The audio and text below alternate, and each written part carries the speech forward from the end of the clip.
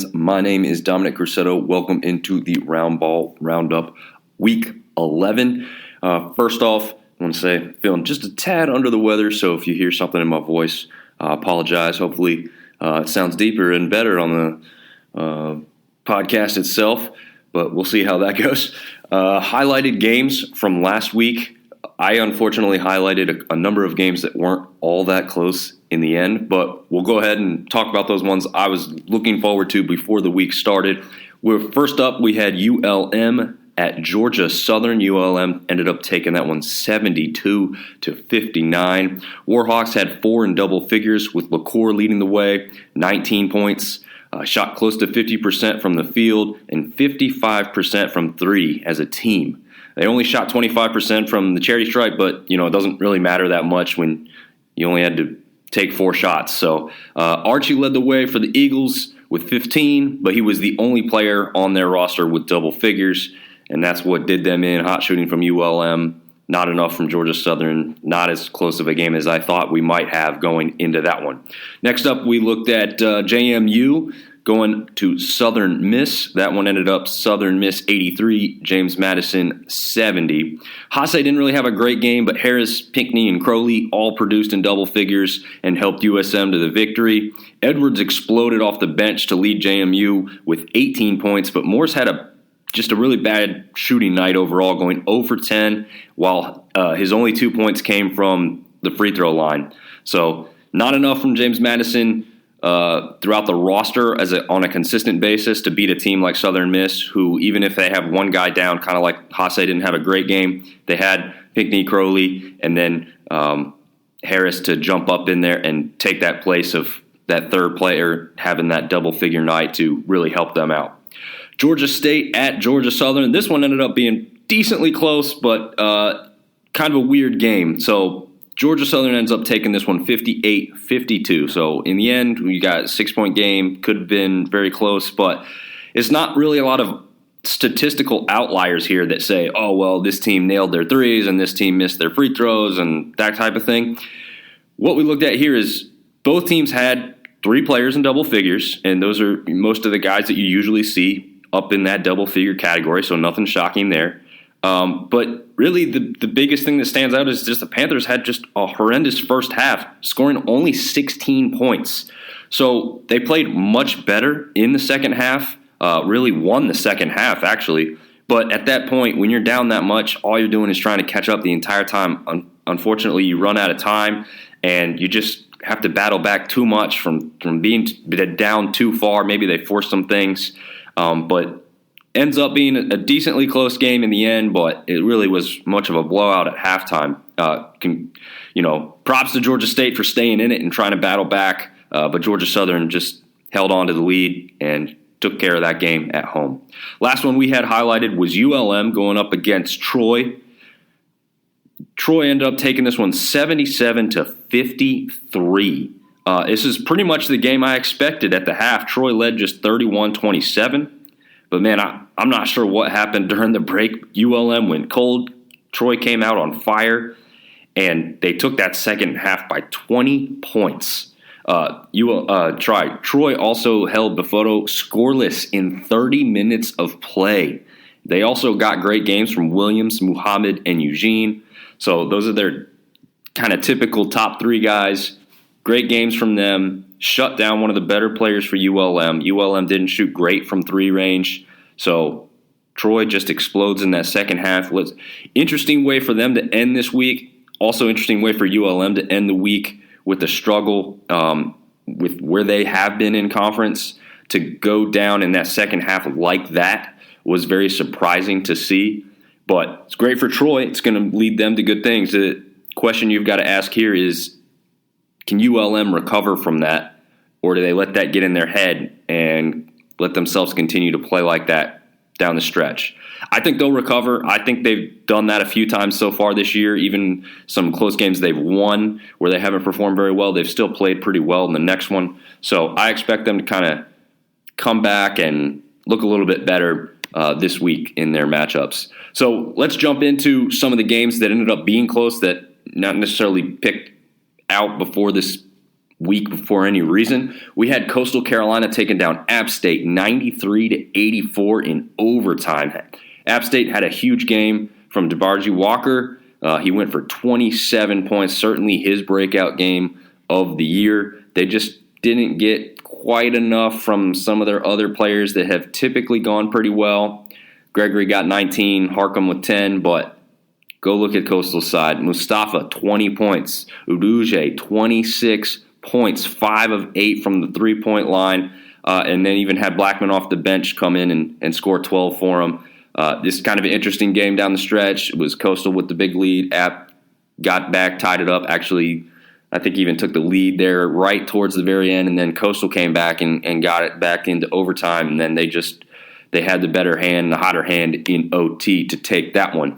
We also had another overtime game on Thursday night. James Madison takes down Troy 89-87. And if you kind of tuned into this one, Troy had seemingly control of this one towards the end there, and then James Madison just went off to, come back and tie it up. And, you read some stuff online. James Madison fans thought they were battling the officials a little bit there too.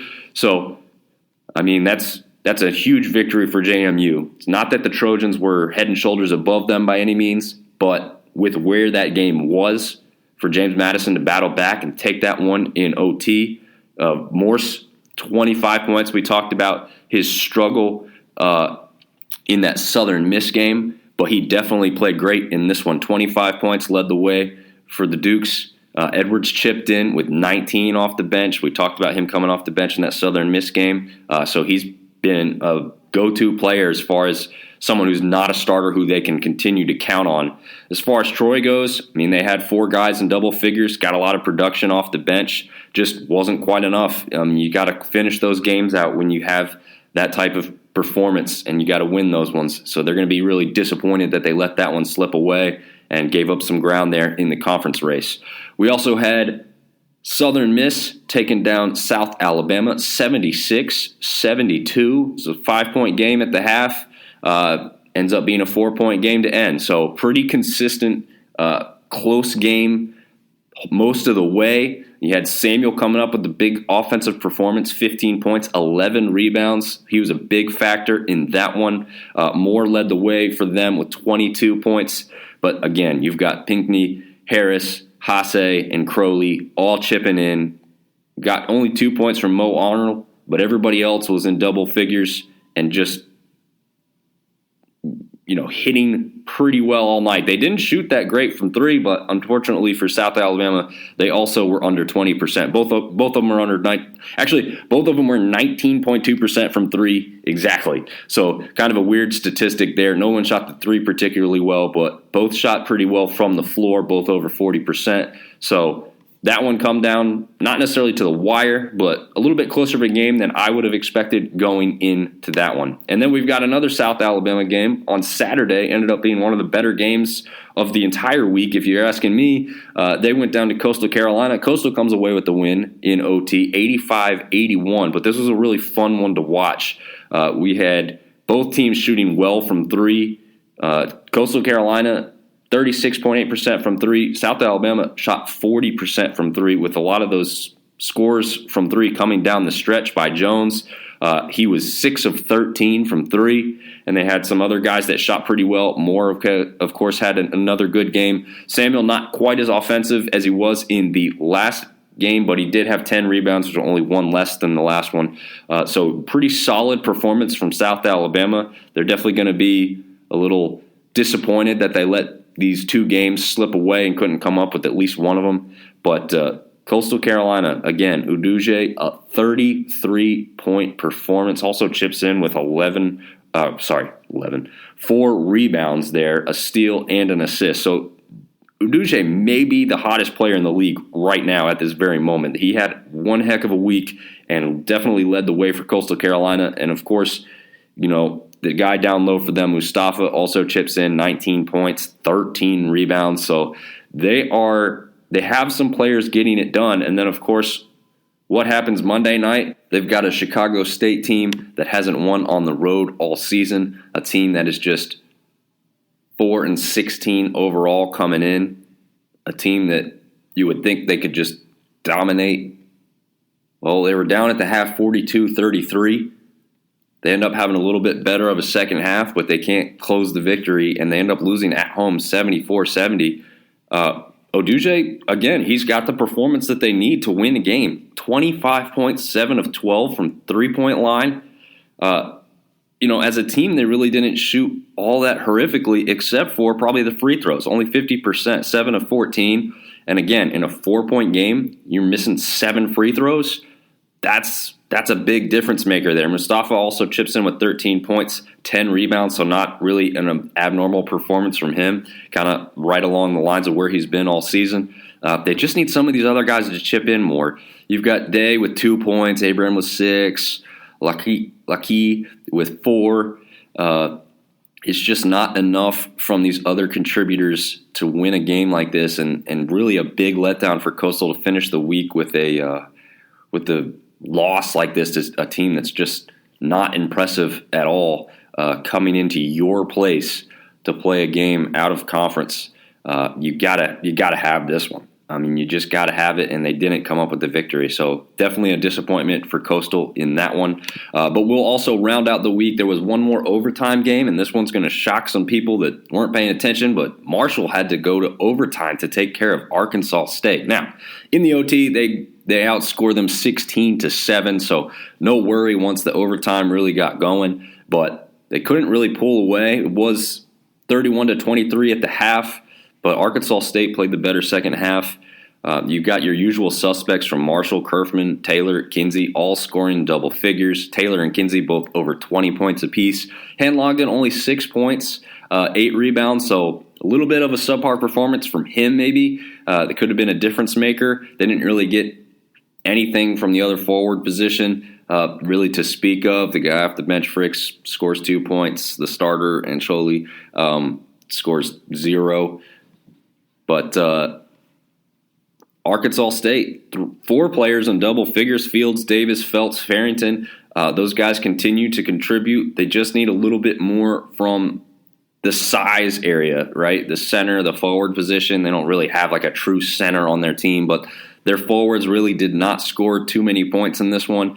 And against a team like Marshall, who does have a little bit of size and some contributors that can get it done there. Again, they didn't have the greatest game in this one. That's probably why it was kept close. But, shocking outcome to have it go to OT. Again, in the end, you've got a victory. It looks more comfortable than it probably was, obviously, to have it go to overtime at all. But, yeah, kind of a surprise there at the end of the week. As far as one of the top teams versus literally the bottom team in the conference. So we've covered all the games that we're going to talk about.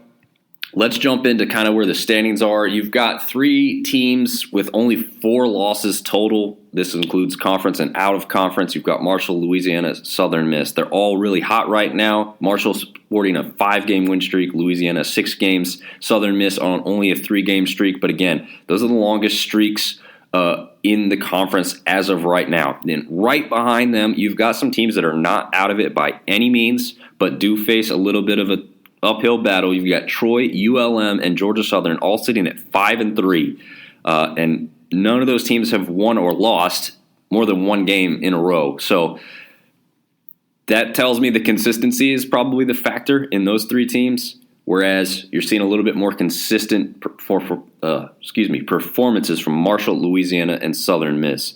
Behind them, everybody else, honestly, I think they could probably end up about 500 in conference. I don't see anybody going on some amazing streak to end the season. I don't know if you can count on these teams to put consistent enough performances to challenge any of those top 6 teams.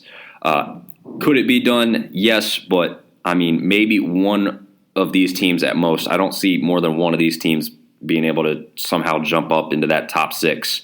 Now, that's not to say that the conference tournament is going to turn out like that. I have some feelings on that, but as far as the number 1 seed for the conference tournament going in and the battles for the top seeds, I think you're looking at any of these top 6 as they are right now. Those are going to take those top 2-3 spots for sure.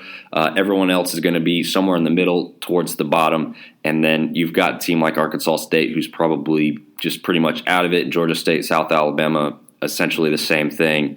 you've got an outside chance that Old Dominion or Texas State could win a couple games they're not supposed to and look to challenge for one of those last seeds in the conference tournament in order to make it a little bit more exciting. But yeah, I'd say as far as the top teams go, you're looking at that top 6. We'll kind of jump into some of the statistics that tells me that if you're looking at the top offenses, just in league play now, this is not including any out-of-conference stuff, but you've got Marshall, Louisiana, Coastal, and Southern Miss up at the top 4 positions, scoring the most points per game. Defensively, you've got Texas State, Troy, Georgia State, and ULM right there at that top 4 position. What is interesting is that there's not really a great offense paired with the great defense in this league. It's kind of a strange aspect in that regard because you've got Marshall, Louisiana, and Southern Miss within that top 4. Then you've got Louisiana as the best defensive team out of those, sitting all the way in 9th in the conference. Then you've got Southern Miss at 11. You've got Marshall at 12. So either of those, any of those 3 of those teams could kind of pair a little bit better defensive performance with the offense that they've got.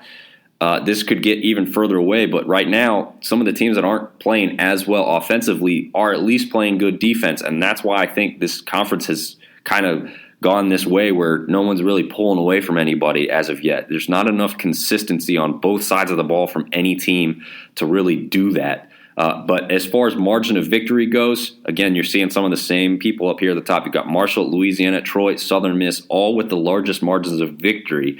So when the offense is working for these teams that have the good offenses, it's pulling them to victory more often. So this conference as a whole leans more heavily on the offensive side of the ball and shooting well than great defense. Texas State's the best defense in this conference as of right now, and they don't have a great record because they can't score the ball offensively enough. So this conference favors some hot streaks, some hot shooters. I think we'll continue to see that a lot down the stretch here as we get closer to conference tournament time. I think it's going to continue to be exciting. As far as matchups to watch for this week, don't have a whole lot picked out, but ULM does travel to Marshall, so that one could be good. Again, ULM shoots hot from 3. Marshall pretty well, 3-4 guys in double figures almost every single week, and every single game. And so this one could be a good one, especially if ULM recovers well from that, pretty sad performance they had there to end that Troy game. We've also got Troy traveling to Lafayette to play the Cajuns. That one's going to be a pretty good one. Again, those are 1 game difference between the two in conference standings right now. So that one could be very important.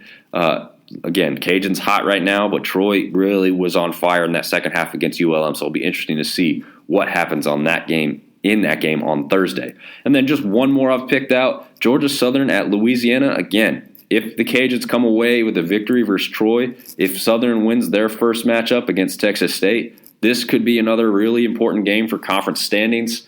So the Cajuns face a tough week ahead, but they luckily do get both teams at home. So they do play well there. I expect them to perform well, but it'll be interesting to see what they do against some of the teams that really need these victories over them in order to improve their conference standings. Thanks for listening. Like, follow, subscribe on the social medias. We'll continue to put out game day previews in video format, and hopefully we've got some good matchups and some exciting basketball coming up this week. See you later.